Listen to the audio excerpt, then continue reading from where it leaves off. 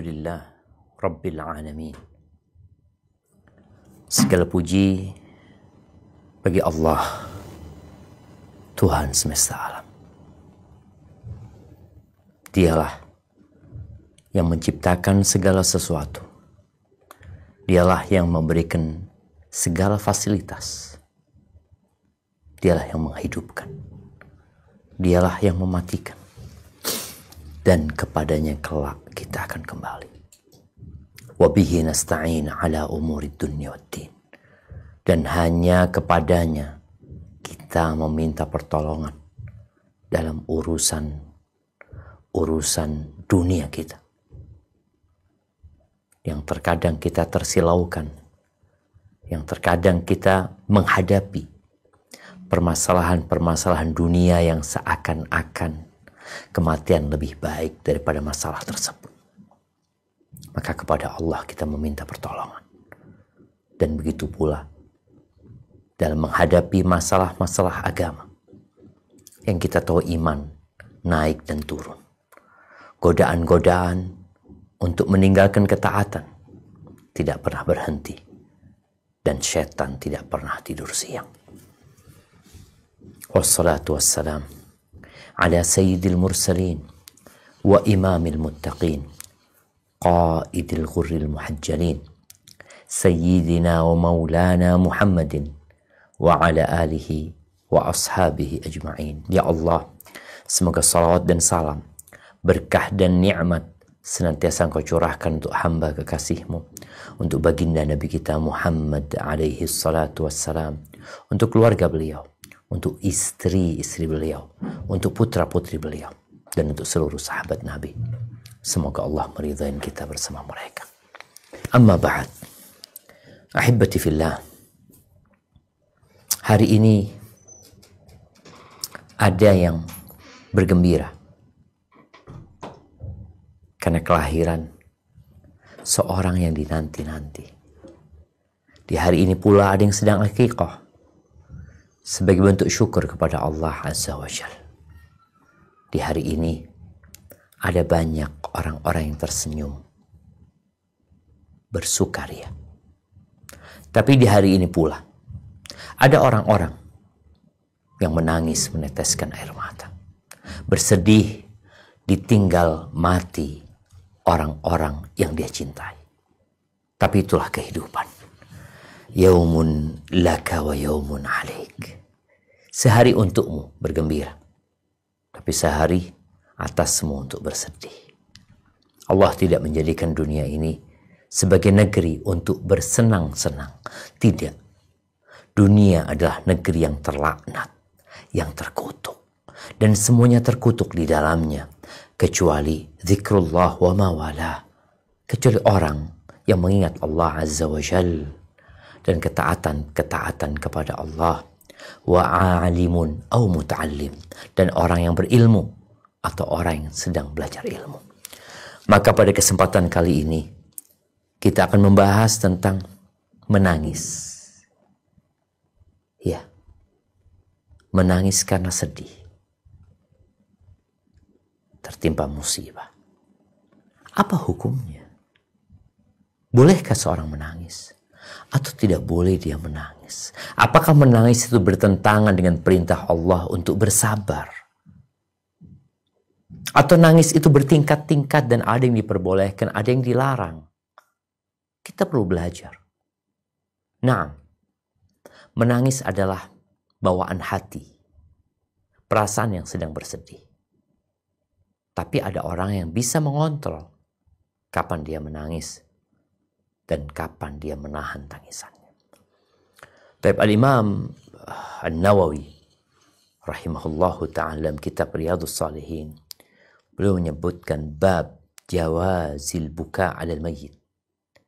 Bab diperbolehkannya menangisi orang yang meninggal. Diperbolehkan. Tapi ada syaratnya. Bi ghairi nadbin wala ni'ah. Tapi syaratnya tidak disertai ratapan dan teriakan. Kalau bicara ratapan itu boleh jadi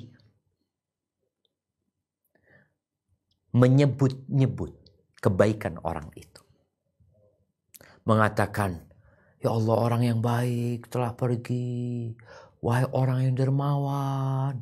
Wahai, disebutin kedudukan orang ini. Dan niyaha, ya teriakan-teriakan yang menunjukkan ketidakridhaan dengan takdir yang menimpa. Jadi kalau bicara niyaha itu boleh jadi dengan lisan, boleh jadi dengan perbuatan. Kalau perbuatannya mungkin dia dengan melempar piring, mungkin dia dengan memukul-mukul pintu rumahnya, atau dengan dia merobek-robek bajunya, menempeleng pipinya. Itu niyaha. Tapi sebelum kita membaca hadis yang pertama dalam bab ini, yaitu hadis nomor 925, Al-Imam Nawawi memberikan sebuah penjelasan. Anda ingin penjelasan Imam Nawawi, kita baca. Tafadhali, sebelum membaca hadis. Nah, di halaman yang sama ada penjelasan Al-Imam Nawawi. Diperbolehkan menangisi orang yang meninggal dengan tidak disertai ratapan dan teriakan. Ratapan itu sama sekali tidak diperbolehkan alias diharamkan. Dan masalah ini akan diberikan pada pembahasan berikutnya dalam kitab larangan insya Allah. Adapun menangis telah banyak hadis yang melarangnya. Dan bahwasanya seorang mayit akan diazab karena tangisan keluarganya. Hadis-hadis tersebut ditakwilkan dan ditujukan kepada orang yang diberikan wasiat mengenai hal itu. Dan larangan itu ditujukan kepada tangisan yang disertai ratapan dan teriakan. Dan dalil yang menunjukkan diperbolehkannya menangis yang tidak disertai ratapan dan teriakan cukup banyak. Di antaranya adalah Barakallahu fiik. Nah, di sini ada terjemahan yang perlu diperbaiki ya. Ketika mengatakan bahwasanya ratapan itu jelas haram. Tapi menangis. Ada hadis-hadis yang melarang. Bahkan menjelaskan bahwasanya mayit itu diazab gara-gara tangisan keluarganya. Ada hadisnya. Tapi para ulama ketika melihat ada hadis-hadis yang membolehkan, bahkan praktek langsung dari Nabi SAW bahwa beliau menangis, berarti apa maksud dari hadis-hadis yang kandungannya melarang menangis atas mayit? Maka disebutkan di sini ada dua hal. Yang pertama, ini yang terjemahannya Anda ingin diperbaiki. Hadis-hadis tersebut ditakwilkan dan ditujukan kepada orang yang diberikan wasiat mengenai hal itu. Yang sahih, kepada orang yang memberikan wasiat. Jadi mayit ini mewasiatkan kepada keluarganya, nanti kalau aku mati, engkau tangisi aku, engkau ratapi aku. Dia memang memberikan wasiat. Maka dia akan diazab. Atau tangisannya tangisan ratapan, bukan tangisan biasa. Itu akan diazab. Apalagi kalau tadi sang mayit ini tahu bahwa budaya dan tradisi masyarakat dia adalah mengadakan majelis ratapan. Bahkan dulu di masa jahiliyah itu ada ada klub ratapan. Ada kelompok yang memang profesinya meratapi. Jadi mereka sudah punya keahlian menangis. Mereka sudah punya keahlian menyebut-nyebut kebaikan orang yang mati ini. Mereka dibayar. Itu yang terlarang. Adapun menangis yang tanpa ada ratapan dan teriakan, tanpa ada perbuatan-perbuatan yang terlarang, maka boleh. Apa dalilnya? Dalil pertama kita akan baca. Tafadhali. Bismillah, hadis nomor 925. Ani bni Umar radhiyallahu anhuma anna Rasulullah sallallahu alaihi wasallam ada Sa'da bin Ubadah wa ma'ahu Abdurrahman bin Auf wa Sa'd bin Abi Waqqas wa Abdullah bin Mas'ud radhiyallahu anhum fabaka Rasulullah sallallahu alaihi wasallam falamma ra'al qaumu bukaa Rasulillah sallallahu alaihi wasallam bakau faqal ala tasma'un innallaha la yu'adzibu bidam'il ain wala bikhudnil qalb walakin yu'adzibu bihadza aw yarham wa asyara ila lisanihi muttafaq alaih. Dari Ibnu Umar radhiyallahu anhuma bahwa Rasulullah sallallahu alaihi wasallam pernah menjenguk Sa'ad bin Ubadah dengan ditemani oleh Abdurrahman bin Auf, Sa'ad bin Abi Waqqas dan Abdullah bin Mas'ud radhiyallahu anhum. Maka Rasulullah sallallahu alaihi wasallam menangis. Ketika orang-orang melihat tangisan Rasulullah sallallahu alaihi wasallam, maka mereka pun menangis. Beliau bersabda, "Tidakkah kalian mendengar? Sesungguhnya Allah tidak mengazab seorang mayat karena linangan air mata dan tidak karena kesedihan hati. Tapi dia mengazab atau mengasihi seseorang itu karena ini." Dan beliau menunjuk ke lisannya. Muttafaq alaih. Barakallahu fiik ya.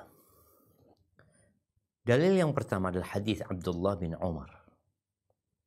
Kita lihat ya, namanya sahabat itu satu suku kata. Ini Ibnu Umar, yakni Abdullah bin Umar. Dia mengatakan bahwasanya Rasulullah SAW membesuk, menjenguk Sa'ad bin Ubadah. Namanya siapa? Sa'ad bin Ubadah, itu nama ayahnya Ubadah. Bersamanya ada siapa? Abdurrahman. Siapa Abdurrahman? Abdurrahman bin Auf, anaknya Auf. Siapa lagi bersama dia? Sa'ad. Yang dikunjungi Sa'ad, yang membesuk Sa'ad. Yang dikunjungi siapa? Sa'ad bin Ubadah, yang mengunjungi Sa'ad bin Abi Waqqas. Wa Abdullah, ada banyak sahabat namanya Abdullah. Abdullah bin Umar, maka disebutkan di sini. Wa Abdullah ibnu Mas'ud radhiyallahu anhum. Baik. Ketika beliau membesuk Sa'ad bin Ubadah, mungkin beliau melihat kondisi Sa'ad yang kritis. Maka beliau menangis. Meneteskan air mata. Sa'ad bin Ubadah salah satu tokoh dari orang-orang Ansar yang berjuang sejak sebelum datangnya Rasul alaihi salatu wassalam. Ketika orang-orang yang mendampingi Nabi alaihi salatu wassalam melihat Nabi menangis, maka mereka pun ikut menangis. Ini namanya bukaul muwafaqah. Tangisan karena kebetulan. Artinya tangisan karena haru. Kita tuh kalau ngeliat orang nangis, ikut nangis gitu. Padahal kalau ditanya kenapa engkau menangis? Ya haru aja gitu. Ngeliat orang nangis, aku jadi nangis gitu. Jadi ikut sedih. Karena orang itu menangis. Para sahabat menangis radhiyallahu anhum ketika mereka melihat Rasulullah sallallahu alaihi wasallam menangis. Baik, di sini Nabi alaihi salatu wassalam menangis, sahabat-sahabatnya menangis. Beliau lalu memberikan penjelasan. Sebenarnya yang terlarang itu yang seperti apa? Karena tadi ada hadis-hadis yang melarang. Maka Nabi menjelaskan alaihi salatu wassalam, "Innallaha la yu'adzibu bidam'il ain." Beliau mengatakan, kalian dengar enggak? Artinya beliau mau menyampaikan sesuatu. Kalian dengar enggak? Lalu beliau menjelaskan alaihi salatu wassalam, sesungguhnya Allah tidak mengazab karena linangan air mata dan tidak pula karena sedih. Ya gimana orang sedih? Nggak bisa nahan. Air matanya menetes. Apakah dosa dia? Ketika hatinya bersedih. Karena ditinggal mati orang-orang yang dia cintai atau dia kehilangan sesuatu yang sangat berharga dalam hidupnya. Walakin. Lalu yang diazab yang seperti apa? Yu'adzibu bihadza aw yarham. Beliau menunjukkan ke lisan yang mengatakan Allah akan mengazab karena lisan ini. Atau Allah akan mengasihi. Jadi kalau orang hanya bersedih, menahan diri, meneteskan air mata, nggak apa-apa. Dia nggak ngomong apa-apa. Dia bersedih. Tapi kalau sudah ngomong, maka akan dilihat omongan dia. Kalau yang dia katakan adalah kata-kata yang diridhoin Allah, dia akan mendapatkan rahmat. Tapi kalau ternyata yang dia ucapkan adalah ucapan yang tidak pantas diucapkan seorang hamba, bahkan mengandung unsur menolak takdir Allah Azza wa Jal, maka di situ dia akan mendapatkan azab. Beliau menunjukkan kelisannya. Dan memang kebanyakan yang memasukkan ke neraka itu adalah lisan. Barakallahu fiik. Nah, silakan dilanjutkan.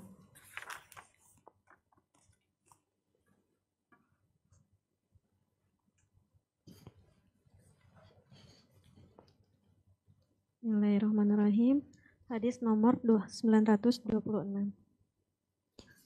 Wa an Usamah bin Zaidin radhiyallahu anhuma anna Rasulullah sallallahu alaihi wasallam rufi'a ilaihi banu banatihi wa huwa fil maut fafadaj aina Rasulillahi sallallahu alaihi wasallam faqala lahu Sa'ad ma hadza ya Rasulullah qala hazihi rahmatun ja'alaha Allah ta'ala fi qulubi ibadihi wa innama yarhamullahu min ibadihi ruhama muttafaq alaih.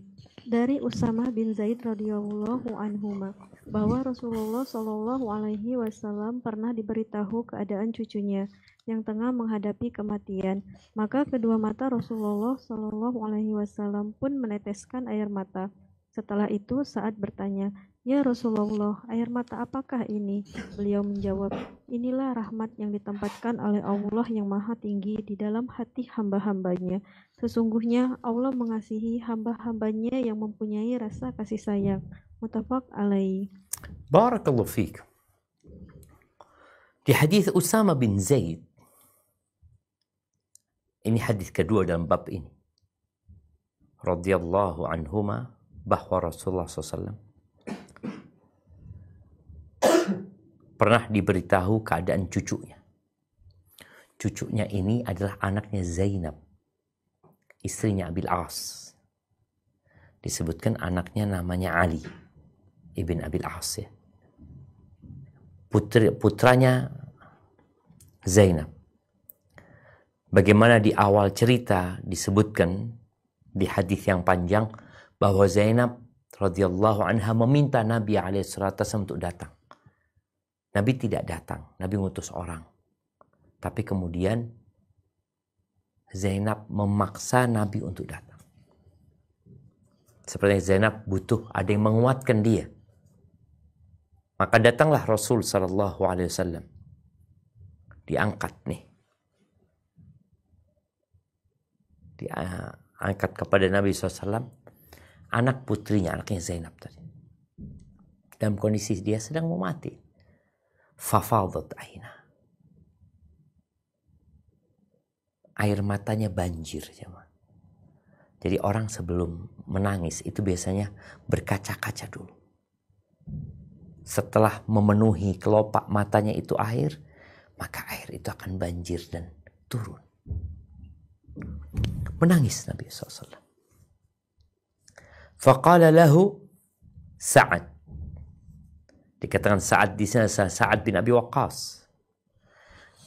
Di situ Sa'ad melihat Nabi alaihi salatu wasallam menangis, dia bertanya, "Ma hadza ya Rasulullah?" Apa ini ya Rasulullah? Air mata ini apa? Dia ingin tahu, boleh atau tidak. Yang meninggal adalah cucunya Nabi SAW. Maka beliau menjelaskan tentang air mata itu. Hadhihi rahmah. Ini adalah rahmat. Ini adalah kasih sayang. Jadi orang menangis itu karena ada yang kasih sayang.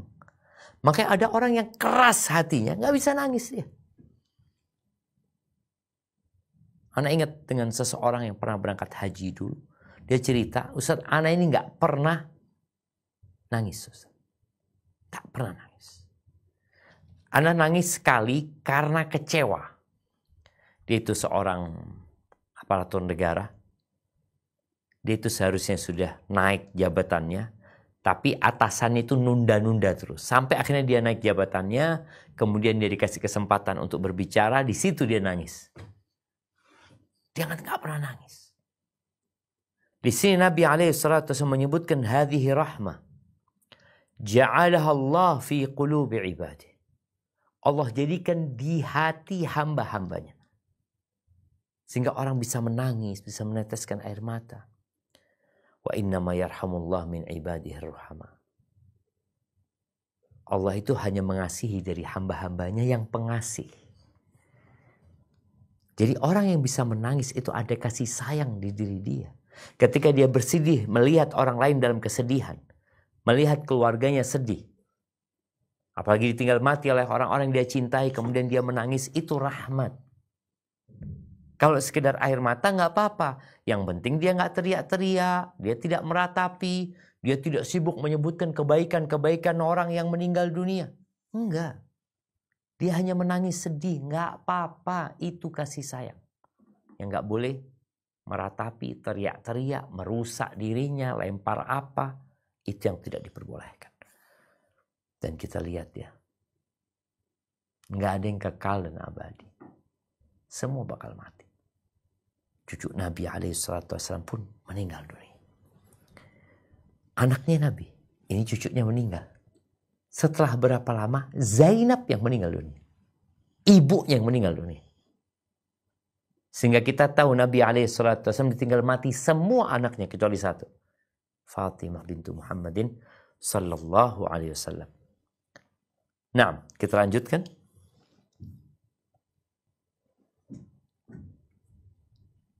Hadis nomor 927. Bismillahirrahmanirrahim. Wa an Anasin radhiyallahu anhu anna Rasulullah sallallahu alaihi wasallam dakhala ala banihi Ibrahim radhiyallahu anhu wa huwa yajudu bi nafsihi faja'alat 'aina Rasulillah sallallahu alaihi wasallam tadrifan.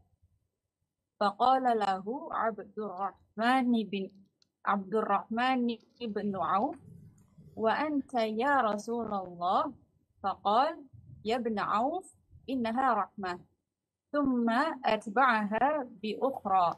Faqal innal 'aina tadma'u wal qalba yahzan wala naqulu illa ma yurdi rabbana wa inna bi firaqika ya Ibrahim lamahzunun. Rawahul Bukhari wa riwayat Muslim dari Anas radhiyallahu anhu bahwasanya Rasulullah Shallallahu alaihi wasallam pernah masuk ke tempat putranya Ibrahim radhiyallahu anhu yang dia tengah mengembuskan nafasnya yang terakhir.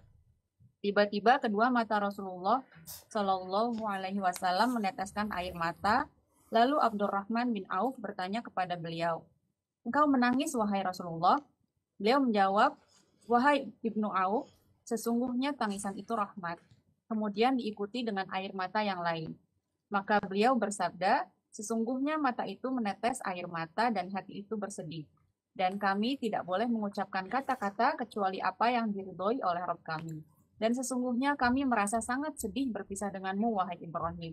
Hadis riwayat Bukhari dan sebagiannya diriwayatkan oleh Muslim. Barakallahu fikum. Ya, kalau yang pertama sahabatnya, yang kedua cucunya, yang ketiga ini anaknya sendiri.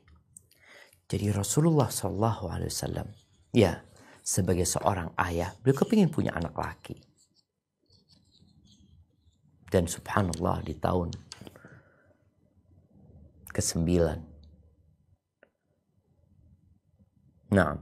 atau di akhir tahun ke-8, Nabi SAW punya anak dari Maria Al-Qibtiyah, seorang budak yang dihadiahkan kepada Nabi SAW oleh Raja Muqawqis, Mesir.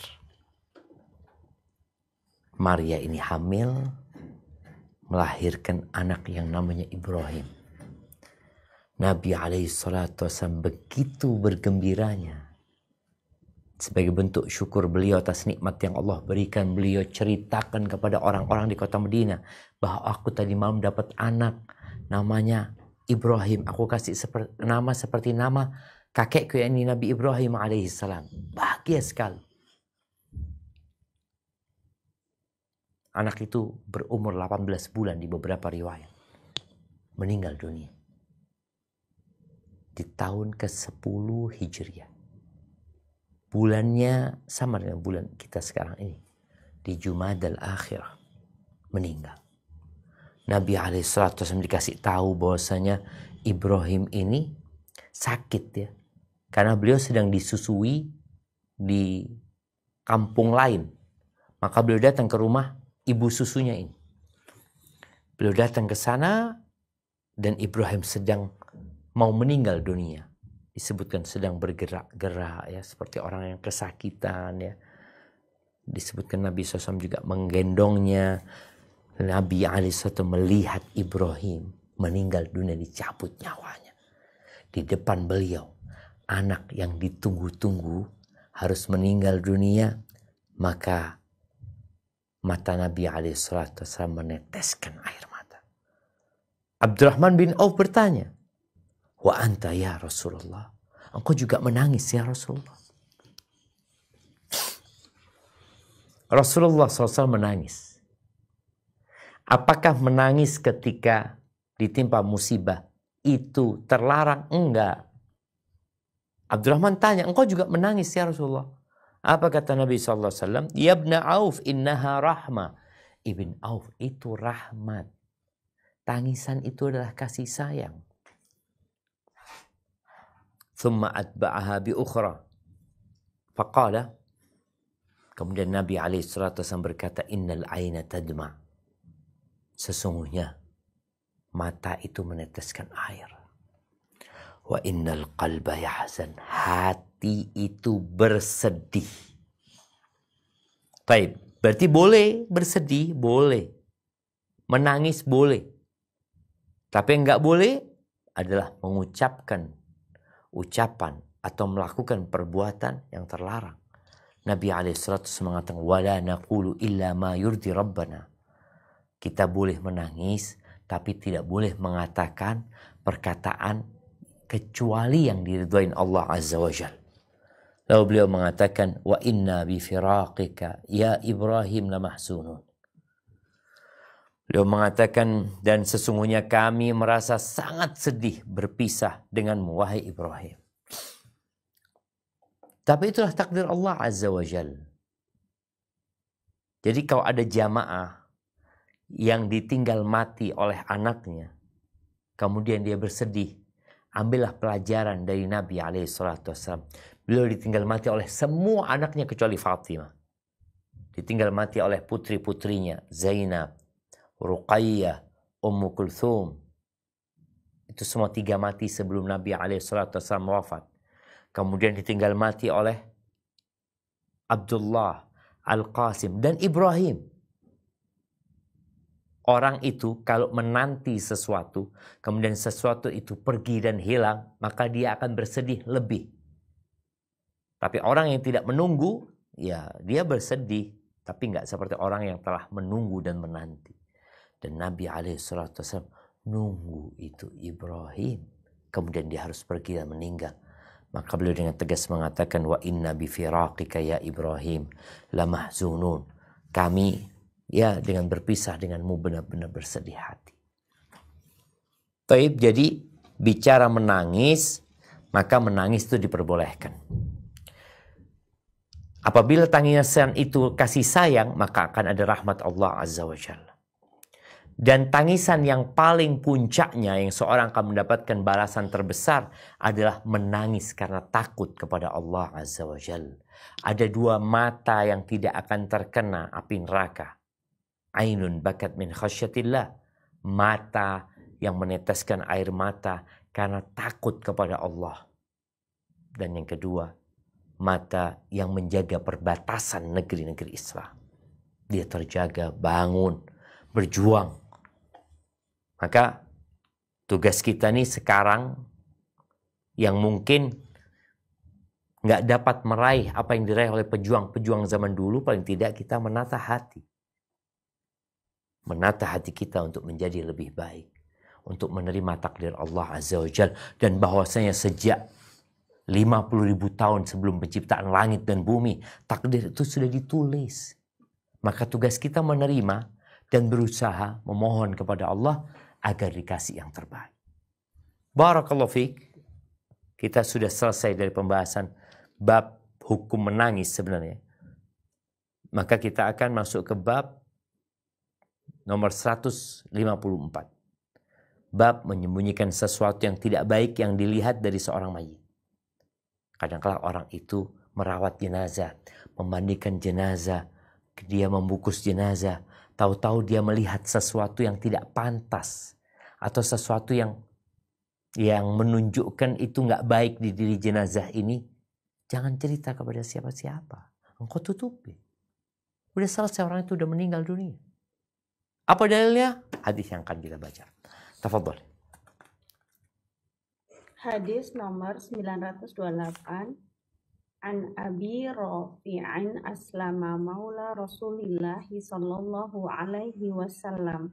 Anna Rasulullah sallallahu alaihi wasallam qala man ghassala mayyitan fakatama alaihi ghafarallahu lahu arba'ina marrah. Rawahul Hakim wa qala sahih ala syarat Muslim.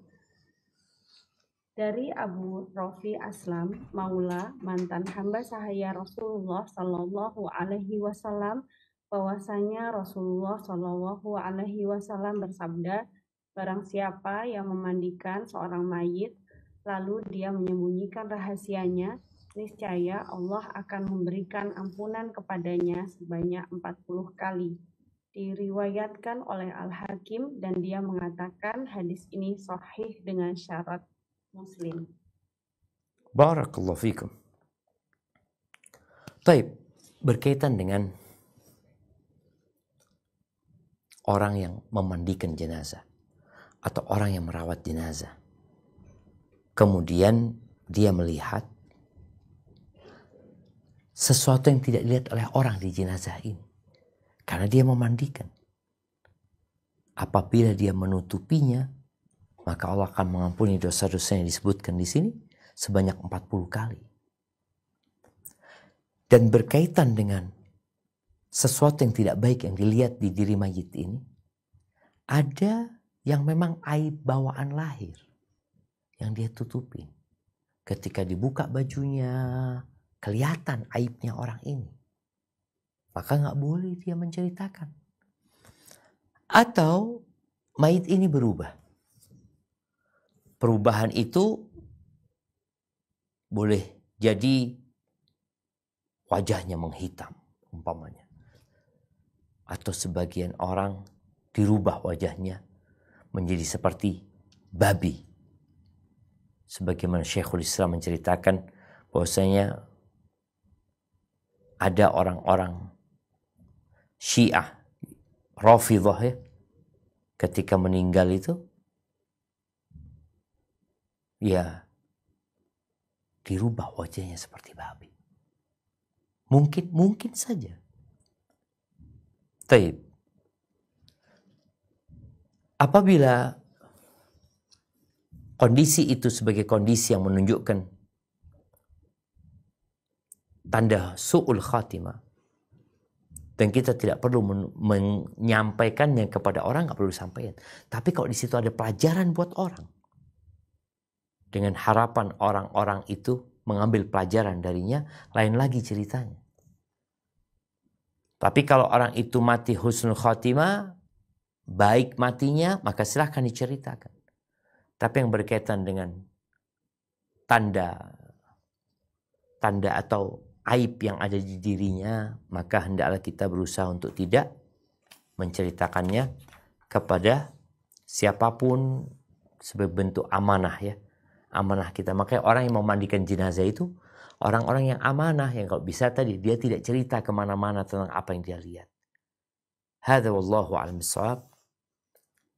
Nah, kita akan masuk ke bab baru, bab mensolatkan jenazah, mengantarkan dan menghadiri pemakamannya, serta dimakruhkan kaum wanita mengantar jenazah. Ini bab berkaitan setelah jenazah itu dimandikan, ya. Mau dibawa kemana jenazah ini? Mau diantarkan ke kuburannya. Nah, ini ada beberapa pembahasan yang penting yang kita perlu memahami lagi.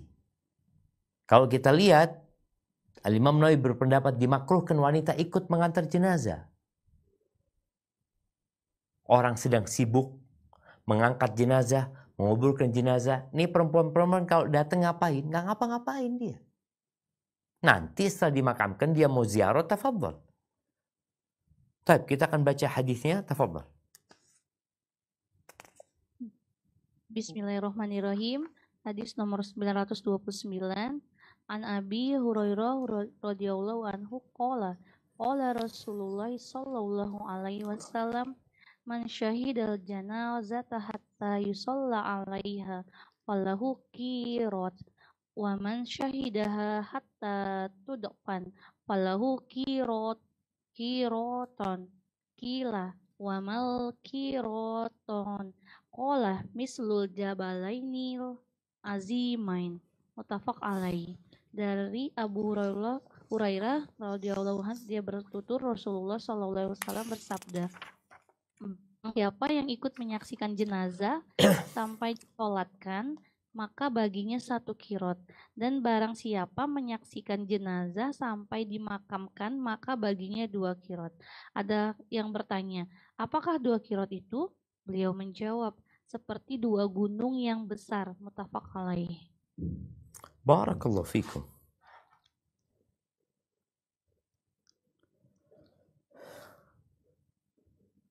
Jamaah rahimakumullah.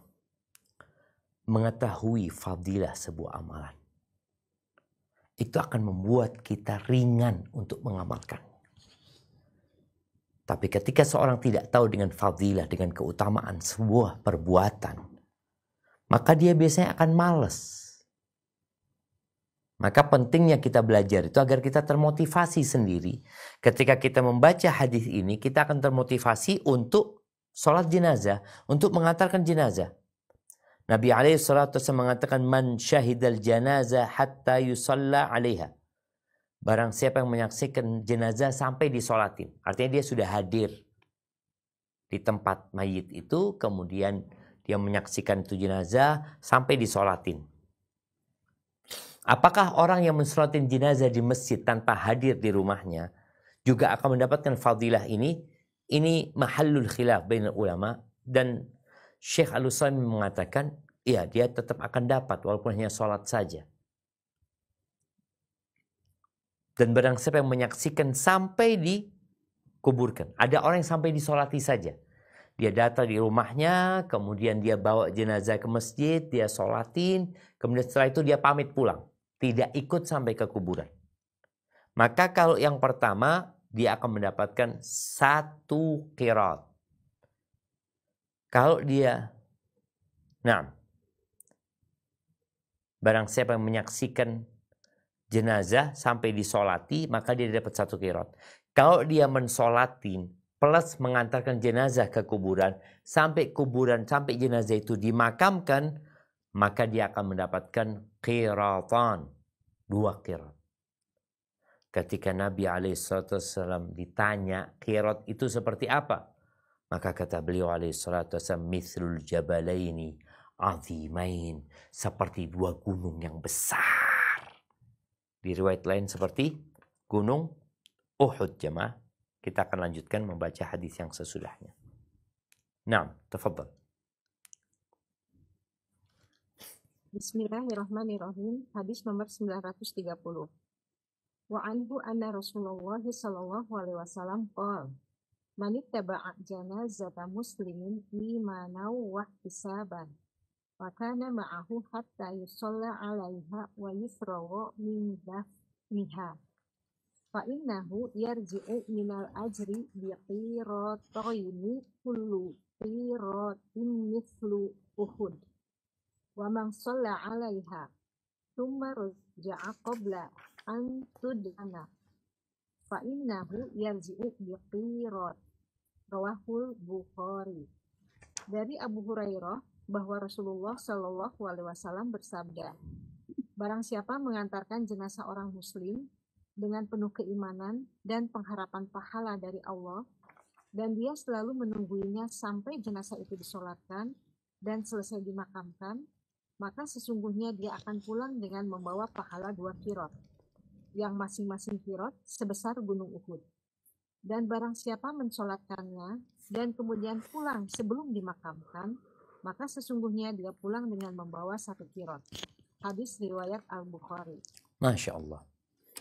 Taib haibati fillah, di sini di hadis Abu Hurairah radhiyallahu anhu bahwa Nabi alaihi salatu wasallam mengatakan, man ittaba'a janazata muslimin, barang siapa yang mengikuti atau mengantarkan jenazah orang Islam, ini syaratnya, imanan wahtisaban, dia melakukan itu bukan riya, dia melakukan itu bukan menanti sanjungan dan pujian dari manusia, tapi karena dia berharap pahala dari Allah Azza wa Jal. Jadi dia mengikutinya sampai disolatin. Wa yufragh min dafniha, dan sampai selesai penguburannya. Bukan cuma sampai ke kuburan, tapi sampai selesai penguburannya. Maka dia pulang bawa 2 qirot. Ketika ditanya seperti apa qirot itu, beliau mengatakan mithlu Uhud, seperti gunung Uhud. Jadi gunung Uhud ini disebutkan panjangnya 7 km, tingginya 1077 ya, bisa dilihat ya gunung Uhud ini. Orang itu mendapatkan pahala seperti gunung Uhud. Dan gunung Uhud itu bukan satu gunung, tapi kumpulan gunung-gunung. Pahalanya seperti itu. Maka kita tidak boleh mensia-siakan pahala yang besar ini. Itu kalau dia sholat saja. Kalau dia pulang, dia dapat 1 qirot setelah sholat. Kalau dia ngantarkan ke kuburan sampai dimakamkan, maka dia dapat 2 qirot. 2 qirot. Mau nggak kita dapat 2 qirot? Ya siapa yang nggak mau ya? Tapi terkadang kita melihat tadi banyak orang-orang yang tidak mensolatin jenazah. Dia ke masjid, ini orang lagi sholat jenazah, dia di luar nunggu jenazah itu keluar. Kenapa? Yang dibutuhkan oleh mayit ini doa-doa antum. Ternyata orang itu nggak ada. Maka hendaklah kita berusaha untuk mensolatin jenazah. Apalagi kalau yang berangkat umroh dan haji ya, usahakan untuk sholat jenazah. Kalau punya waktu, usahakan mengantarkan jenazah. Seperti kalau di Madinah itu diantarkan ke Baqi dan tidak jauh dari Masjid Nabawi. Hadza wallahu a'lam bissawab. Naam.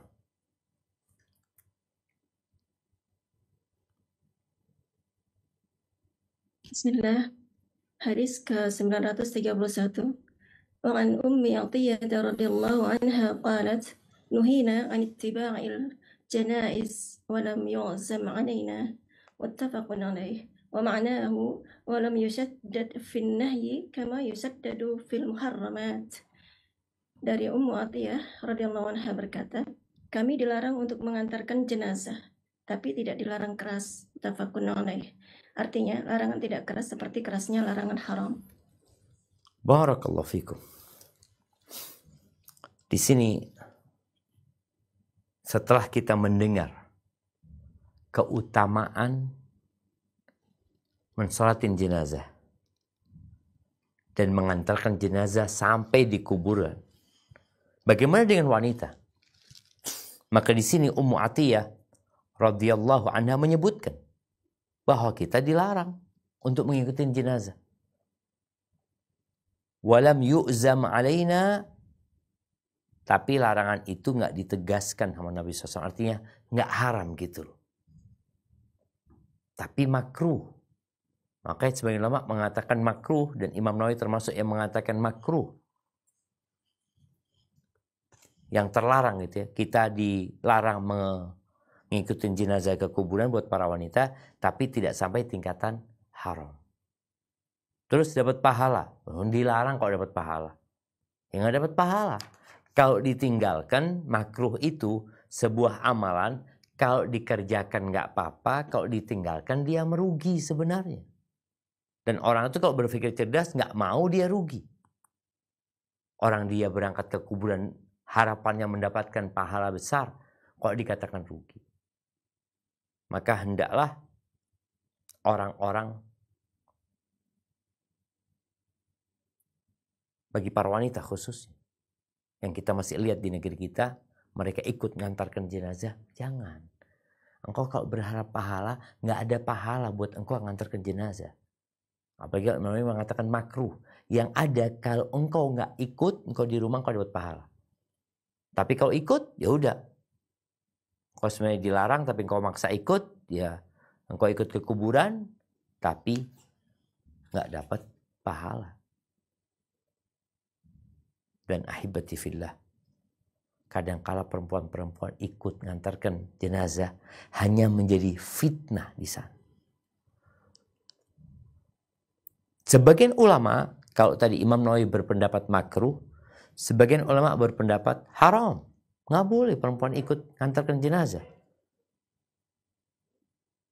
Kenapa? Tadi perempuan tuh nggak ngapa-ngapain sebenarnya. Mikul jenazah, enggak. Gali kuburan, enggak. Bawain tanah, masukkan, enggak. Maka hendaklah para wanita, kalau ada keluarga yang meninggal dunia, oke engkau sedih, tapi nggak perlu meratapi. Udah. Engkau sedih, engkau sholatin di rumah. Insya Allah engkau dapat pahala 1 qirat. Walaupun nggak dapat 2 qirat. Kalau setelah itu perempuan mau ziarah kubur, menurut pendapat yang rajih, nggak apa-apa buat wanita ziarah kubur selama dia di situ tidak melakukan ratapan, tidak melakukan tindakan-tindakan yang terlarang. Barakallahu fiik. Nah, kita masuk ke bab 156. Tapi di sini ada 2 hadis, insyaallah cukup waktunya untuk membaca. Atau kalau tidak, kita akan cukupkan di sini untuk masuk ke sesi tanya jawab. Nah, tafadhali. Saya tanya jawab Ustaz ya. Siap, nah. Barakallahu fiik. Baik, barakallahu Ustaz. Jazakallahu khair, hayakallahu Ustaz. Jazakallahu khair sekali lagi, barakallahu fikum. Ustaz telah memberikan nasihat fawaid tausiah wasilah ilmu dan penjelasan dari kitab Syariatus Shalihin karya Imam Nawawi rahimahullah pada hari ini. Dan sebelum masuk ke sesi kedua, yaitu sesi tanya jawab, kami Gurubah Muslimah, Gurubah Muskat sebelumnya ingin mengucapkan terima kasih juga kepada channel-channel dan media sunnah yang turut serta menyiarkan media kajian pada hari ini. Selain Gurubah Muskat, kita ada Sapa Muslim, Gurubah Muskat, Wesal TV, Yayasan Kajian Sunnah Semarang atau YKSS, dan Cikarang Ngaji. Kami ucapkan jazakumullah khairan wa barakallahu. Dan insya Allah kita akan masuk ke sesi tanya jawab dalam 30 menit ke depan. Alhamdulillah sudah ada beberapa pertanyaan. Tafadholi, mungkin Uktiras bisa memulai pertanyaannya. Tafadhol Uktiras. Waalaikumsalam warahmatullahi wabarakatuh, Ustaz. Waalaikumsalam warahmatullahi wabarakatuh. Nah, tafadhali.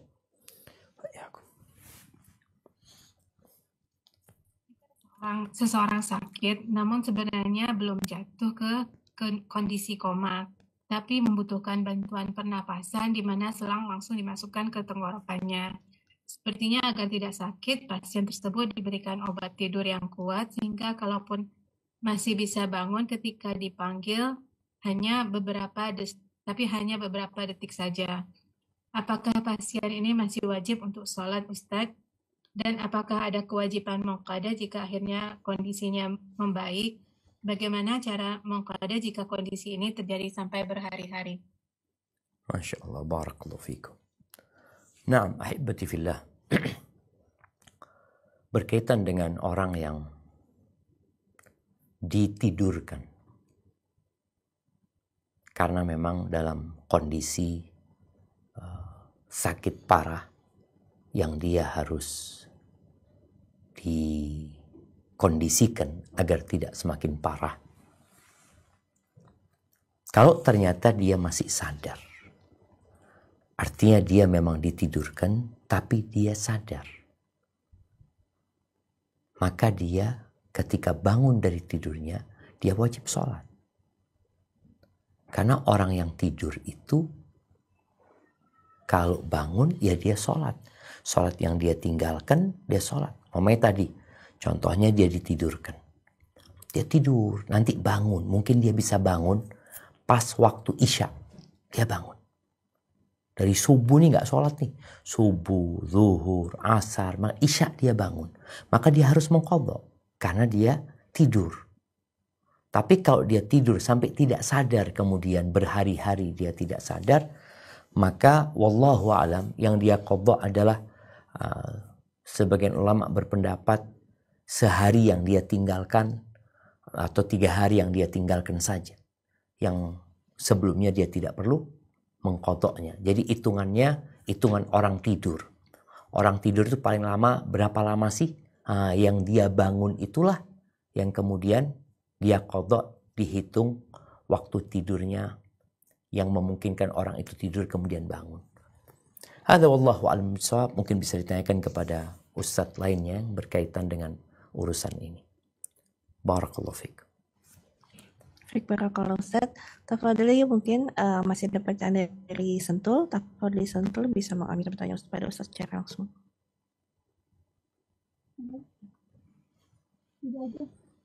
Bismillah. Assalamualaikum warahmatullahi wabarakatuh. Waalaikumsalam warahmatullahi wabarakatuh. Assalamualaikum ilaikum Ustaz. Ini ada titipan pertanyaan dari ibu-ibu di sini Ustaz. Bagaimana halnya katanya kalau yang meninggal itu adalah anggota keluarga kita sendiri, misalnya anak kita gitu. Terus kan makruh bagi seorang wanita untuk mengantarkan ke makam gitu. Nah. Ya, tapi kalau nggak ngantar mungkin perasaannya gimana segitu sebelum mungkin di sisi lain mungkin si ibu tersebut sudah siap gitu menjalankan sunnah ini, tapi kan dorongan pihak lain gitu. Bagaimana cara menghadapinya gitu Ustaz? Gitu Ustaz. Jazakallahu khairan Ustaz. Barakallahu fikum. Naam, ahibati fillah. Ya, kita lihat memang di masyarakat ada yang masih mengantarkan. Perempuan-perempuan ikut mengantarkan. Kalau tadi Al-Imam An-Nawawi yang berpendapat, sebagaimana itu pendapat madhab Syafi'i, bahwasanya tidak sampai haram, tapi hanya dimakruhkan ketika dia mengantarkan ke kuburan. Kalau bicara makruh, sesuatu yang makruh itu bukan untuk dikerjakan. Seharusnya ditinggalkan. Jadi sesuatu yang makruh itu bukan dikerjakan. Maka berusaha yang makruh itu ditinggalkan. Tapi kalau terpaksa dia melakukan hal itu karena kondisi, ya lain lagi ceritanya. Tapi nasihat ana ketika dia bisa meninggalkan, dia tinggalkan supaya dia dapat pahala. Dan apa sih yang dia kerjakan di kuburan ketika seorang wanita mengantarkan jenazah ke kuburan? Apa yang dia lakukan? Dia ikut memikul? Enggak juga. Dia ikut menggali kuburan? Tidak. Dia ikut menurunkan jenazah ke dalam kubur? Enggak. Yang dikhawatirkan pula, dia malah hanya akan merepotkan orang-orang di kuburan. Karena kalau melihat suaminya dikuburkan, anaknya dikuburkan, dia pingsan di sana, ya. Maka akhirnya yang seperti ini merepotkan. Orang sudah repot ngubur jenazah, ditambah lagi adanya perempuan-perempuan yang ikut kemudian menyebabkan adanya masalah di sana. Tapi tadi kalau menurut pendapat Al-Imam An-Nawawi sampai tingkatan makruh, tapi pendapat ulama lainnya ada yang mengatakan haram karena hadis Ummu Atiyah tadi itu hanya menceritakan pemahaman Ummu Atiyah bahwasanya hal itu tidak sampai dikeraskan larangannya seperti itu. Wallahu a'lam bishawab. Ana juga nggak tahu ya. Mungkin nanti ana perlu belajar lagi tentang kondisi para sahabat wanita di masa Nabi SAW, apakah ada mereka yang ikut mengantarkan jenazah ke kuburan? Jadi mereka tadi nggak sampai diharamkan, tapi dimakruhkan saja. Wallahu a'lam bishawab, seperti itu. Nah, Barakallahu fiik, Ustaz.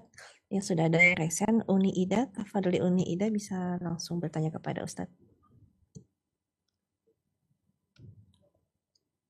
Ya, jazakillah khairan Unitias. Assalamualaikum warahmatullahi wabarakatuh, Ustaz. Waalaikumsalam warahmatullahi wabarakatuh. Afan izin membacakan pertanyaan. Assalamualaikum Ustadz, semoga Allah selalu menjaga Ustadz dan keluarga dan tim SRB, semoga Allah juga melindungi serta memberikan ketabahan dan takwa kepada umat Islam yang tertindas di Palestina, Gaza dan belahan benua lainnya. Semoga Allah juga merahmati dan memberkahi jemaah kajian Zoom dan semua umat Nabi Muhammad SAW. Jazakallah khairan Ustadz atas materi hari ini. Ustadz, tadi disampaikan air mata itu rahmah. Fulana termasuk orang yang gampang menangis jika melihat orang lain, saudara, kerabat, teman yang sedih dan terzolimi. Bahkan kalau berselisih pun Fulana gampang menangis. Tapi Fulana bukan orang yang lemah, Ustadz. Apakah ini juga termasuk rahmah?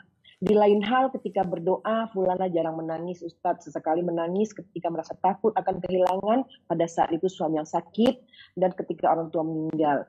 Dan ketika bertobat dari dosa-dosa. Tetapi Fulana susah sekali menangis ketika berdoa ketika berdoa. Fulana takut kepada hati yang keras karena seperti dianjurkan berusaha menangis ketika berdoa. Bagaimana menyikapi Ustadz tentang ini? Apakah Fulana termasuk hatinya keras, Ustadz? Mohon pencerahan. Jazakallahu khairan. Masya Allah, barakallahu fiik ya. Ya, kalau bicara menangis ya, para ulama menyebutkan macam-macam tangisan. Jadi kalau pertanyaan tadi, tangisan fulan ini nangis, kalau ada orang nangis. Itu yang tadi disebutkan bukaul muwafaqah. Artinya dia haru kemudian dia menangis gitu. Ada yang menangis memang karena sedih dia, bukan ikut-ikutan tangisannya. Ibnu Qayyim rahimahullahu ta'ala menyebutkan bahwasanya ada tangisan karena ketakutan. Orang takut menangis, takut dengan azab Allah dia menangis. Ada tangisan kasih sayang, tadi karena sedih. Ya. Kemudian ada tangisan karena bergembira. Ada orang menangis karena cinta, ada orang menangis karena rindu, ada orang menangis karena gembira tadi, ada nangis karena sakit hati. Ada nangis yang pura-pura, ada nangisnya orang-orang munafik ya. Ada nangis yang karena melihat orang lain menangis. Jadi kalau tadi fulan, dia menangis ketika dia bersedih ya. Ketika ada orang yang dia cintai pergi, dia menangis. Tapi dia tidak pernah menangis karena berdoa. Yang diperlukan itu bukan menangis karena berdoa, tapi menangis karena takut kepada Allah Azza wa Jalla. Rasulullah SAW ketika menyebutkan ya, ada 7 golongan yang mendapatkan naungan dari Allah Azza wa Jalla pada hari tidak ada naungan kecuali naungan Allah Azza wa Jalla. Salah satunya adalah warajulun dzakarallaha khaliyan fafadat aina. Seorang yang sendirian mengingat Allah Azza wa Jalla. Ingat dengan kebesaran Allah, ingat dengan rahmat Allah, ingat dengan nikmat-nikmat Allah, lalu dia ingat dengan dosa-dosa dirinya, lalu dia meneteskan air mata. Ini yang akan diselamatkan dari api neraka. Yang kedua, mata yang berjaga di jalan Allah Azza wa Jalla, menjaga perbatasan-perbatasan negeri Islam ya. Itu yang tidak akan diazab juga oleh Allah Azza wa Jalla. Maka kalau dikatakan bagaimana kondisi fulana ini, ya semoga hatinya lembut, hanya saja tadi dia perlu menangis yang karena takut kepada Allah Azza wa Jalla. Dengan cara ya mempelajari kembali, mengkaji kembali tentang kebesaran Allah dan banyaknya dosa-dosa yang dia lakukan. Hadza wallahu a'lam bishawab. Nah. Kalau Victor Fadli Ukti Evi bisa membantu membacakan pertanyaan dari jamaah Zoom. Jazakallah khair Tias. Assalamualaikum warahmatullahi wabarakatuh Ustaz. Waalaikumsalam warahmatullahi wabarakatuh. Assalamualaikum. Kalau kita ditaziahi, kita sering dikasih uang sama orang-orang yang taziah. Misal aja kita meninggal, terus banyak yang taziah, terus kasih uang ke kita. Nah, itu bagaimana hukum uang tersebut? Apakah uang harus diberikan kepada istri ayah atau boleh disedekahkan atas nama ayah kita, Ustaz? Jazakumullah khair, barakallahu fiik, Ustaz. Masya Allah, barakallahu fiik ya. Nah, ana nggak tahu ya, berkaitan dengan tradisi dan budaya yang ada ketika ibunda ana meninggal dunia. Ada juga orang-orang yang kirim fulus. Ada yang ke ana, ada yang ke kakak, ada yang ke istri, ada yang ke ayah ya. Ana sampai saat ini, yang kemarin uang itu ya kita berikan kepada buat kepentingan ibu, buat kepentingan orang tua. Artinya kita sedekahkan atas nama ibunda kita ya. Maka ana terus terang anak-anak nggak tahu uang itu kalau secara tradisi diberikan kepada siapa. Kalau diberikan kepada orangnya itu dalam artian duit itu sebagai sarana untuk menghibur. Orang tuh kalau kasih duit, alhamdulillah ada duit. Atau duit itu diberikan karena untuk keperluan, membantu pengurusan jenazah. Kalau mungkin orang tua sakit, pulang dari rumah sakit sehingga membutuhkan biaya, uang itu untuk meringankan beban keluarga. Tapi intinya sih uang itu lebih untuk meringankan beban keluarga yang ditinggal mati. Tapi kalau uang itu apakah harus diberikan kepada yang terkena musibah? Kalau tadi katakan kan istrinya ayah meninggal dunia. Istrinya ayah, yang sedih kan bukan cuma istrinya ayah, yang sedih juga anak-anaknya gitu ya. Wallahu a'lam bishawab. Mana nggak tahu. Kalau Fikstad, Uktiras, ada yang mau ditanyakan? Fadholi Uktiras. Baik, saya bacakan pertanyaan berikutnya, Uktiras. Assalamualaikum Ustaz. Waalaikumsalam warahmatullahi Ingin wabarakatuh. ya. Berikut pertanyaan dari salah satu jamaah Zoom juga. Ustaz mohon nasihatnya, kata-kata dari lisan yang diridhoi Allah untuk menghadapi kesedihan saat ditinggal orang yang dicintai itu seperti apa? Apakah cukup dalam bentuk doa saja? Jazakallah khair, Ustaz.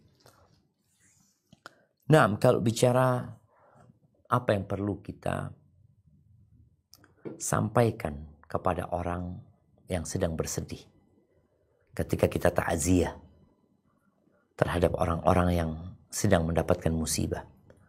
Apakah cukup doa? Ya mungkin kalau mau ditambahkan selain doa adalah kata-kata yang menghibur dia. Rasulullah Shallallahu Alaihi Wasallam ketika Zainab mengirim orang meminta kepada Nabi SAW agar hadir, agar menghadiri kondisi yang sangat kritis yang dihadapi oleh putranya Ali binti Abil As ya. Kemudian Nabi mengatakan kepada orang yang diutus Zainab ini, katakan kepada Zainab, Inna lillahi ma akhad wa lahu ma a'ta wa kullu syai'in 'indahu ila ajal musamma faltasbir wal tahtasib. Nabi SAW mengatakan sesungguhnya milik Allah yang diambil. Ini sebuah bukan doa. Ini sebuah penjelasan yang harapannya orang itu bisa menerima takdir Allah Azza wa Jalla. Dan milik Allah yang disisakan, yang diberikan itu milik Allah. Dan segala sesuatu itu waktunya sudah ditetapkan. Kita semua sedang menunggu antrian sebenarnya. Maka hendaklah dia bersabar dan berharap pahala. Tapi di sisi lain Nabi SAW mendoakan. Jadi kondisinya kita boleh mencari kata-kata yang dapat menghibur orang yang sedih itu. Atau kita memberikan sesuatu. Kalau sekarang kadang-kala orang memberikan karangan bunga. Apakah itu menghibur? Walaupun Anda melihat dia kadang-kala ada ada al-israf ya, berlebih-lebihan di sana karena karangan bunga itu nantinya akan dibuang ya. Tapi kan orang itu kepingin menghibur. Mungkin dengan kata-kata yang memang dapat membuat dia terhibur, atau tadi diserahkan juga uang ya, atau makanan, sebagaimana Aisyah radhiyallahu taala anha itu membikinkan makanan talbinah ya, makanan buat keluarga mayit itu, yang makan itu bisa menghibur diri mereka. Orang itu kalau makan enak ya, makan sesuatu yang nyaman, biasanya ya kesedihannya berkurang. Intinya kita perlu melakukan perbuatan yang meringankan beban mereka. Kita perlu mengucapkan ucapan yang membuat hati mereka lapang menerima takdir Allah Azza wa Jalla. Ya, kita juga perlu mendoakan mereka dan mendoakan yang meninggal dunia atau mendoakan yang terkena musibah agar mereka bersabar dan mendapatkan pahala. Karena orang itu kalau tahu dengan fadilah sesuatu, maka jadi ringan bagi dia menghadapi musibah atau kondisi yang sulit buat dirinya. Hadza wallahu a'lam bissawab. Na'am. Barakallahu fiik, Ustaz. Ustaz, ada pertanyaan mungkin anak tadi yang terlewat, Ustaz, mengenai ini, Ustaz, apakah benar jika mayat terkena linangan air mata keluarganya, mayat tersebut juga akan mendapatkan azab, Ustaz. Jadi, dan juga kalau ditangisi oleh keluarganya dengan tangisan yang dalam, juga mayat tersebut memperoleh azab. Padahal kan mayat ini tidak memberikan wasiat atau apapun, Ustaz, tidak ada omongan apapun untuk menangisi si mayat ini, Ustaz. Bagaimana, Ustaz? Nah, barakallahu fikum ya. Iya, ini dibahas sebenarnya tadi ketika di pembukaan Al-Imam Nawawi ya, menjelaskan tentang adanya larangan menangisi dan adanya hadis-hadis yang seakan-akan menunjukkan boleh menangis. Adapun larangan-larangan menangisi yang dikatakan tadi mayat akan diazab dengan tangisan keluarganya, itu ada sebuah kejadian di masa Nabi SAW di mana ada orang Yahudi yang diazab, yang keluarganya menangis. Sebagian ada yang memahami bahwa kejadiannya itu ya diazabnya si mayit ini karena tangisan keluarganya. Tapi menurut Aisyah enggak. Nabi SAW hanya menjelaskan bahwasanya ya perempuan itu diazab karena kekufurannya. Dan dijelaskan keluarganya menangisi hal itu. Tapi kalau ada hadis yang menjelaskan memang bahwa mayit itu diazab karena tangisan keluarganya, maka bukan terkena air matanya, enggak ya. Mungkin mayitnya sudah dikubur, sudah ada di kuburan. Tersiksanya mayit itu boleh jadi dikarenakan si mayit memberikan wasiat agar dia ditangisi nanti kalau dia mati. Berarti dia diazab karena dia memberikan wasiat. Atau yang kedua, itu menjadi tradisi dan budaya di sana, tapi si mayit membiarkan hal itu. Berarti dia ridho, dia kepingin orang-orang meratapi dia. Atau yang ketiga, azab ini adalah azab bukan diazab sama Allah, tapi dia tersiksa sendiri ketika dia mengetahui keluarganya sedang menangis berat. Jadi kalau tangisan yang biasa, tadi udah dibahas bahwasanya Nabi SAW menangis, sahabat menangis, dan itu tidak mengapa. Yang menyebabkan orang diazab itu bukan karena tangisan, tapi karena ucapan lisannya nantinya. Bagaimana dia berucap ketika dia mendapatkan musibah tersebut. Hadza wallahu a'lam bissawab. Nah. Barakallahu fiik, Ustaz. Tafadhali, mungkin Ukti Arifah bisa menyampaikan pertanyaannya secara langsung. Ukti Arifah. Ukti Arifah? Ya.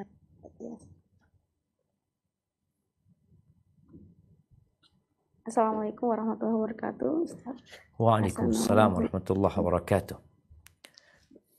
Aku izin bertanya, Ustaz, apakah hukum dari minum obat penunda haid saat umroh atau haji? Barakallahu saja. Nah, barakallahu fiik ya. Kita tahu bahwasanya haid adalah ketetapan Allah Azza wa Jalla buat para wanita. Dan ketika haid, wanita itu berhenti sholat, tidak boleh puasa. Ini sebagai rahmat Allah buat para wanita. Subhanallah, laki-laki nggak ada ceritanya libur sholat. Dia akan terus sholat. Dan bagaimana dia sholat berjamaah di masjid. Tapi bicara mengkonsumsi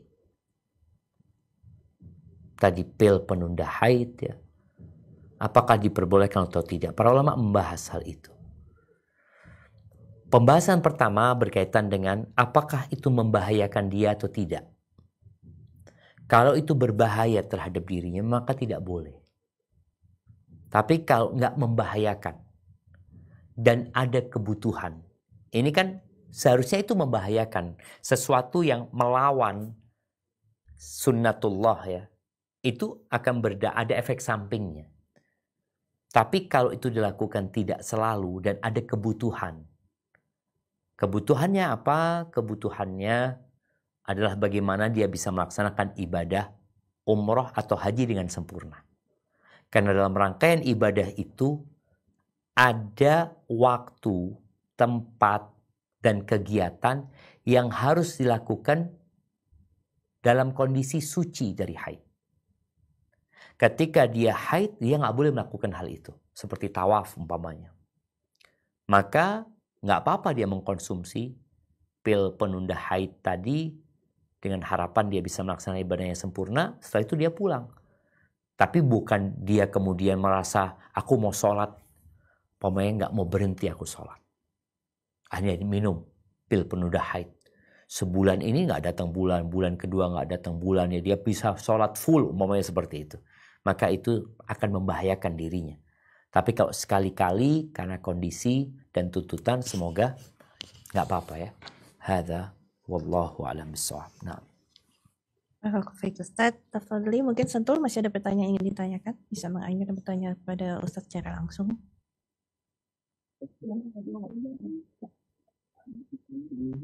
Assalamualaikum warahmatullahi wabarakatuh. Waalaikumsalam warahmatullahi wabarakatuh. Akan Ustaz mau menanyakan, ada kejadian ya Ustaz, seorang laki-laki dan istrinya gitu ya berniat ikut mensolatkan jenazah seseorang. Nah, ketika sampai di tempat ternyata jenazah tersebut sudah dikuburkan, dibawa ke makam dan dikuburkan. Kemudian pasang suami istri ini dan beberapa yang lain gitu ya menyusul ke makam, kemudian sholat di atas makam ya. Mungkin kalau yang bagi yang laki-laki berdasarkan hadis yang pernah Rasulullah mensolatkan di atas makam ya seorang perempuan pembersih yang suka bersih-bersih masjid ya. Nah, bagaimana statusnya bagi si istrinya ini, si para wanita ini yang juga ikut sholat bersama suaminya di makam? Apakah itu dibolehkan karena ikut ke hadis yang dilarang ini udah maksudnya masuk ke ziarah atau masuk ke mengiringi jenazah? Enggak juga, enggak mengiringi. Itu gimana Ustaz? Mohon maaf. Siap. Boleh nggak itu si perempuan-perempuan ini mengikuti para laki-laki untuk mensolatkan jenazah tersebut yang sudah dikuburkan? Jazakallah khairan. Masya Allah, barakallahu fikum.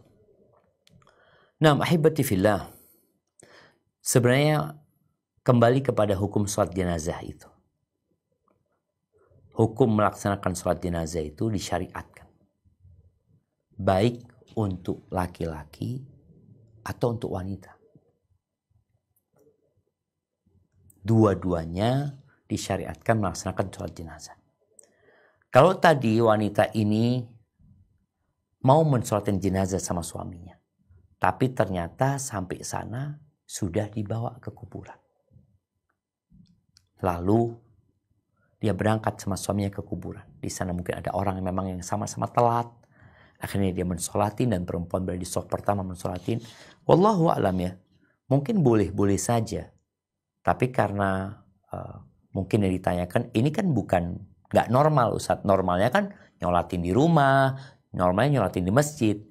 Ini memang nggak normal. Nabi SAW mensolatin di kuburan itu karena memang belum mensolatin. Seperti itu. Jadi wallahu a'lam bishawab. Mungkin bisa ditanyakan kepada yang lainnya. Nah. Baik Ustaz, ada pertanyaan masih dari Ukti Evi. Tafadhil untuk membacaan pertanyaan dari jamaah Zoom. Jazakillah khair Uti Tias.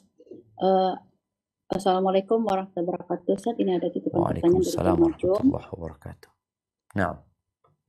Bagaimana kita menanggapi kata-kata orang ketika dia mengatakan, ya sudah, ikhlaskan saja. Begitu Ustadz, ibu saya sudah di tempat tidur sejak 2015. Qadarullah waktu itu jatuh. Namun kesehatan beliau baik-baik saja. Kira-kira tahun 2021 ada yang mengatakan seperti di atas, ikhlaskan saja. Saya nanya balik, apanya yang diikhlaskan? Mama sehat-sehat saja, jawab saya. Sejak setahun lalu sampai sekarang, di usia memasuki 85 tahun, sudah terjadi penurunan. Tapi saya berdoa, sembuhkan dan panjangkan umur Mama, karena saya masih ingin bertemu Mama kalau pulang kampung. Karena saya di Bogor, Mama di Solok. Apa salah doa saya seperti ini Ustadz, di saat kondisi Mama memang menurun? Atau doa-doa yang sering dikatakan orang-orang yaitu berikan yang terbaik. Mohon nasihatnya Ustadz. Jazakumullah khair. Masya Allah, barakallahu fiik. Naam, ahibati fillah. Berkaitan dengan kondisi sakit. Sakit itu Allah turunkan untuk menghapuskan dosa. Mengangkat derajat. Rasul SAW berlindung dari umur tua yang membuat orang lupa. Karena ada orang tua sehat, tapi ada orang tua pikun. Gitu. Kalau dikatakan tadi, bicara ikhlaskan saja. Artinya seorang itu harus ikhlas menerima takdir Allah Azza wa Jalla. Dia harus ridha. Maksudnya ikhlas itu artinya ridha dengan ketentuan Allah Subhanahu wa ta'ala. Mungkin orang yang mengatakan ikhlaskan saja, mereka melihat bahwasanya kondisi ibunya sudah nggak bisa diharapkan lagi. Artinya dia pikun, sholat udah nggak bisa, dia nggak kenal sama siapa-siapa. Maka di sini seorang perlu meminta yang terbaik sama Allah Azza wa Jalla. Rasul SAW mengatakan, La yatamannayanna ahadukumul mauta lidurrin nazala bihi. Nggak boleh seorang itu minta mati karena penyakit yang menimpa dia. Tapi kalau dia harus, artinya ada kondisi yang memang parah ya. Tapi kalau dia harus, maka berdoalah, ya Allah hidupkan aku kalau kehidupan itu baik buat aku. Dan matikan aku kalau kematian itu baik buat aku.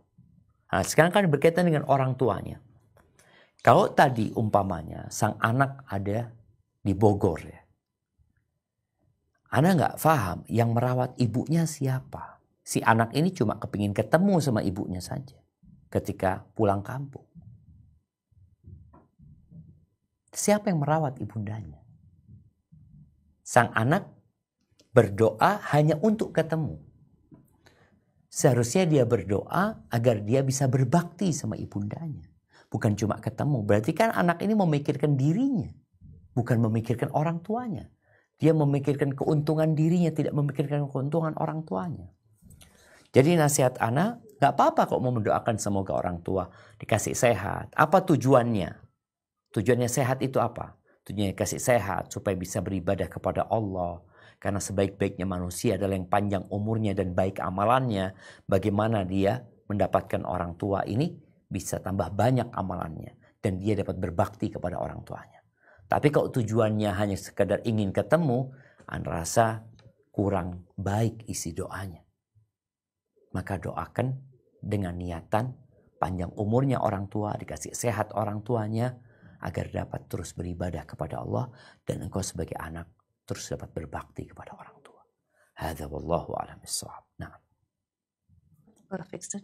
Mengingat mungkin waktu asar di jam Ustaz masih bisa apa? 3 pertanyaan lagi atau tidak, Ustaz? Mungkin 2 pertanyaan lagi. Nah. 2 insya Allah, Ustaz. Ini pada pertanyaan yang sepertinya cukup menarik dan penting, Ustaz, dari Ukti Helmiliana.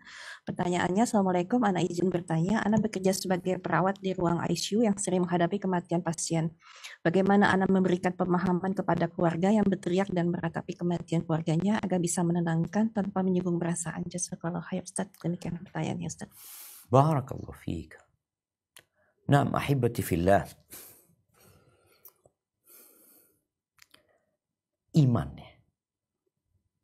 yang perlu dikuatkan. Kalau dikatakan bagaimana mereka yang teriak-teriak, yang mereka meratapi, itu kondisi itu sulit untuk dikasih nasihat. Orang itu bisa dikasih nasihat tatkala ya dia sedang normal gitu. Makanya orang kalau marah dikasih nasihat tambah marah biasanya. Ketika orang teriak-teriak meratapi dikasih nasihat, ya boleh jadi dia nggak terima dengan nasihat tersebut. Maka di sini pentingnya buat para perawat di rumah sakit ya, ketika melihat ada pasien yang sakit parah, ada keluarganya, bagaimana dia mulai menumbuhkan keimanan di diri mereka akan kebesaran Allah Azza wa Jal, mengingatkan mereka dengan takdir Allah Jalla Jalaluh. Sehingga tatkala terjadi mereka sudah punya kesiapan. Tapi kalau kemudian terjadi ternyata mereka meratap ya, teriak-teriak ini dan itu, ya kita tetap bisa memberikan nasihat kepada mereka. Kita katakan kepada mereka, katakan innalillah wa inna ilaihi raji'un. Baca doa ini, Allahumma ajurni fi musibati wa ahlif li khairan minha. Dan sampaikan kepada mereka, Nabi juga meninggal dunia, orang-orang soleh meninggal dunia. Dan semoga ibunya keluar dari penjara. Karena kita tahu bahwasanya dunia ini sijnul mu'min, penjara buat orang-orang beriman dan surga buat orang-orang kafir. Artinya tadi, ucapkan kata-kata yang membuat mereka akhirnya menerima takdir Allah Azza wa Jalla. Dan kita tahu yang namanya sabar itu, as-sabru inda sadmatil ula. Sabar itu adalah sabar yang puncaknya yang sebenarnya itu ketika hempasan pertama. Itu dikatakan sabar. Tapi ada sabar yang karena sudah berhari-hari baru dia nerima. Nah, kondisi itu kondisi yang penting bagaimana para perawat menenangkan keluarga pasien dengan mengingatkan mereka akan takdir Allah Azza wa Jal, akan ya kondisi dunia ini yang semua tidak akan abadi dan kekal di sini. Dan orang nangis itu ada dua macam yang menangisi mayit itu. Ada yang menangisi mayit karena kesian dengan mayit, bagaimana dia akan menjawab pertanyaan-pertanyaan di alam kubur sana. Ada yang menangis karena dirinya, dia sedih aja. Dia tidak mengkhawatirkan mayit itu. Hadza wallahu a'lam bissawab. Naam. Baik, Ustaz. Tafadhal, mungkin Ukti Ida bisa menjadi pertanyaan terakhir. Ada yang ingin ditanyakan kembali kepada Ustaz. Tafadhali, Ukti Ida. Iya, jazakallah khairan Ukti Tias. Assalamualaikum warahmatullahi wabarakatuh, Ustaz. Izin menyampaikan pertanyaan dari Ummahat Swedia, Ustaz. Ustadz, mohon pencerahan apa yang dapat Ustadz sampaikan kepada kami yang di Eropa ini ketika menghadapi kerabat, teman, bahkan saudara suami yang meninggal non-muslim. Kata-kata apa yang bisa disampaikan untuk tidak menyalahi syariat, Ustadz, karena kita juga harus menunjukkan kesedihan kepada mereka, begitu Ustadz. Mohon bimbingan Ustadz. Jazakallah khairan, barakallahu fikum. Nah, Assalamualaikum warahmatullahi wabarakatuh. Waalaikumsalam warahmatullahi wabarakatuh. Iya. Kalau berkaitan dengan takziah ya buat orang kafir, maka yang didoakan itu adalah yang ditinggal mati. Karena kita tidak boleh mendoakan orang kafir yang mati di atas kekufuran. Maka lin nabi wal ladzina amanu ay yastaghfiru lil musyrikin walau kanu uli qurba. Enggak boleh nabi dan orang-orang beriman, kondisi ini kondisi yang mungkin mirip dengan Eropa sana atau di Amerika sana ya. Nabi alaihissalam kerabatnya ada yang kafir, pamannya kafir, mungkin sepupunya kafir, di kota Madinah juga sama seperti itu. Ada kondisi orang-orang yang keluarganya kafir, yang mereka meninggal dunia. Jadi yang didoakan itu lebih kepada bela sungkawa itu kepada yang masih hidup. Itu boleh kita doakan mereka, semoga dikasih kesabaran umpamanya ya, menerima takdir Allah yang sudah terjadi, dan kita doakan semoga dikasih hidayah. Nggak bisa kita mendoakan mayit. Jadi yang bisa kita lakukan adalah bagaimana menguatkan orang-orang yang masih hidup itu, dengan harapan mereka bisa kembali kepada Allah dan mendapatkan hidayah. Mungkin itu. Hada seperti turut bela sungkawa atau ucapan-ucapan yang normatif, yang umum ya. Yang di situ tidak ada unsur doa buat yang meninggal dunia. Tapi lebih kepada menghibur yang masih hidup. Hada wallahu a'lam bishawab. Itu yang dapat Ana sampaikan. Tadi jamaah berkaitan dengan beberapa pertanyaan yang mungkin Ana tidak bisa menjawabnya. Mohon ditanyakan kepada ustadz-ustadz yang lainnya. Sehingga kita benar-benar ketika melangkah dalam kehidupan ini berdasarkan ilmu yang diambil dari Al-Quran dan Sunnah. Kurang lebihnya mohon maaf. Subhanakallahumma bihamdika asyhadu an la ilaha illa anta astaghfiruka wa atubu ilaik. Ana kembalikan ke moderator. Jazakillah khairan.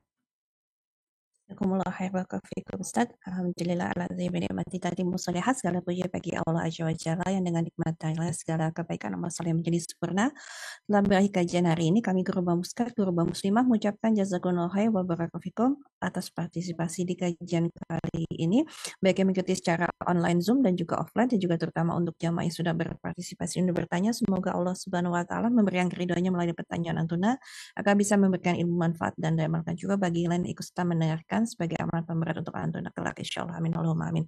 Kembali kami mohon diingatkan jika ada pertanyaan tuna yang belum sempat ditanyakan karena keterbatasan waktu atau lainnya agar bisa diingatkan kembali di kajian berikutnya. Insya Allah kesempatan yang akan datang di kajian yang dengan waktu yang sama, insya Allah di tiap pekan kedua dan keempat tiap bulannya di kajian Riyadhus Shalihin bersama Ustaz Syafiq Riza Hasan bersama Hafizullah Ta'ala. Atau juga mungkin jika ada pertanyaan yang mirip atau sama bisa ditemukan jawabannya di Lorong Faradisa atau channel resmi Ustaz lainnya, ataupun juga pada kajian kami sebelumnya. Jadi jangan lupa untuk memfollow SCB Channel dan juga Lorong Faradisa sebagai afiliasi dari SCB Channel. Sebagai informasi, selain kajian Riyadhus Shalihin, kajian Ummahat lainnya dari Guru Muslimah Muskat ada 2 kajian, yaitu pada hari Rabu, kajian kitab Ada wa Adawa dengan Ustaz Ahmad Zainuddin Al-Banjari Hafizahullah Ta'ala.